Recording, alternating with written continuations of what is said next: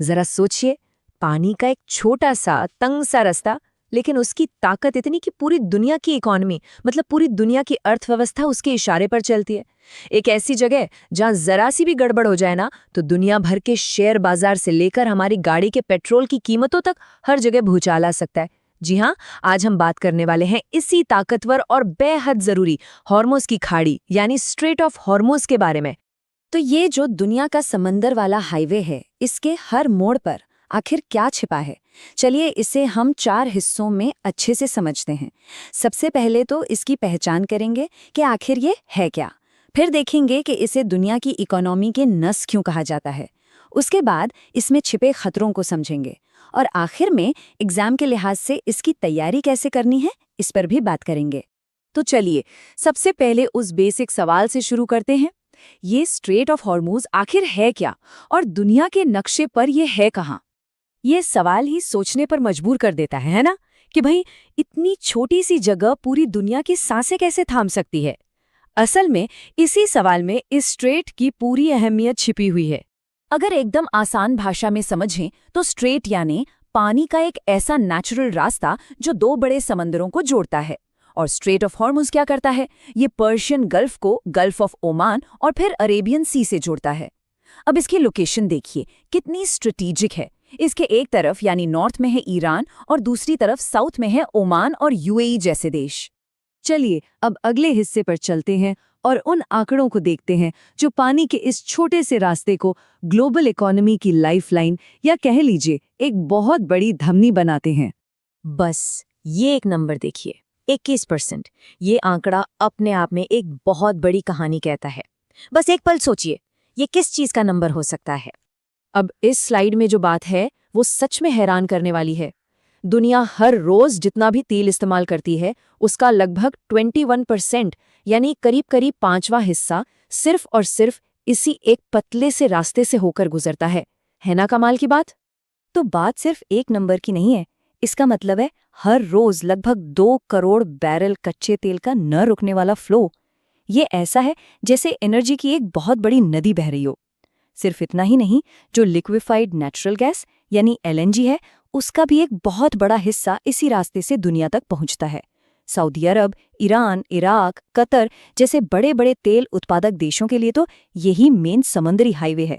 इसीलिए इसे दुनिया की तेल धमनी भी कहते हैं, क्योंकि अगर यहाँ ब्लॉकेज हुआ तो पूरी दुनिया की अर्थव्यवस्था का ब्लड फ्लो रुक सकता है। और जब इतनी सारी चीजें सिर्फ एक जगह पर डिपेंड करती हों, तो वहां मौजूद खतरों को और उनके असर की पूरी चेन को समझना बहुत जरूरी हो जाता है। यहाँ पर चोक पॉइंट के कॉन्सेप्ट को समझना होगा। चोक पॉइंट का मतलब होता है कोई ऐसा तंग और स्ट्रेटेजिक रास्ता जो ट्रैफिक के लिए बहुत जरूरी हो, लेकिन जिसे उतनी ही आसानी से ब्लॉक भी किया जा सके।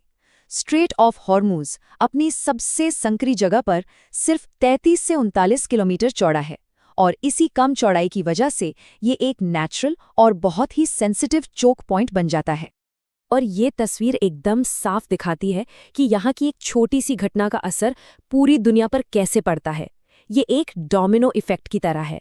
पहला स्टेप, हॉर्मुज़ में कोई रुकावट आती है। दूसरा स्टेप, दुनिया में तेल और गैस की सप्लाई अचानक से कम हो जाती है।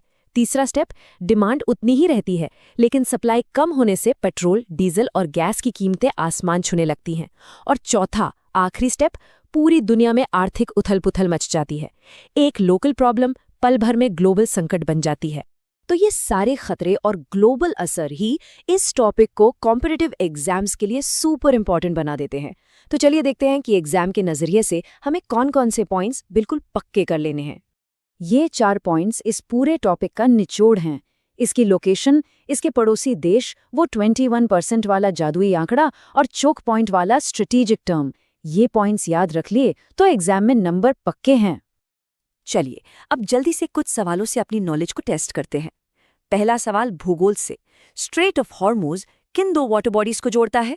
दूसरा सवाल उस सबसे जरूरी नंबर पर है, दुनिया की रोजाना तेल सप्लाई का कितना % स्ट्रेट ऑफ हॉर्मुज़ से गुजरता है? तीसरा सवाल इस एरिया के जियोपॉलिटिकल मैप पर है, स्ट्रेट ऑफ हॉर्मुज़ के ठीक नॉर्थ में कौन सा देश है? चौथा सवाल उस इम्पॉर्टेंट कॉन्सेप्ट के बारे में है जो हमने अभी अभी सीखा, एक तंग स्ट्रेटेजिक रास्ता जिसे आसानी से ब्लॉक किया जा सकता है, उसके लिए क्या टर्म इस्तेमाल होता है? और आखिरी सवाल जो थोड़ा सोचने पर मजबूर करेगा, इनमें से कौन सा बड़ा तेल उत्पादक देश स्ट्रेट ऑफ हॉर्मूज पर ज्यादा निर्भर नहीं है? चलिए फटाफट इनके जवाब भी देख लेते हैं। पहले का जवाब है बी, पर्शियन गल्फ और गल्फ ऑफ ओमान। दूसरे का सी, 21%। तीसरे का डी, ईरान। चौथे का बी, चोक पॉइंट। और पांचवे का जवाब है डी, वेनेजुएला, क्योंकि वो साउथ अमेरिका में है। इस पूरे डिस्कशन का निचोड़ बस एक लाइन में है। Straight of Hormuz global economy की लाइफलाइन तो है, लेकिन साथ ही उसका सबसे कमजोर और सबसे बड़ा खतरा भी यही है। और अब जाते जाते एक सवाल सबके लिए, इस पर जरूर सोचिएगा कि दुनिया की ये सबसे जरूरी एनर्जी की धमनी अगर सच में कभी ब्लॉक हो गई तो क्या होगा?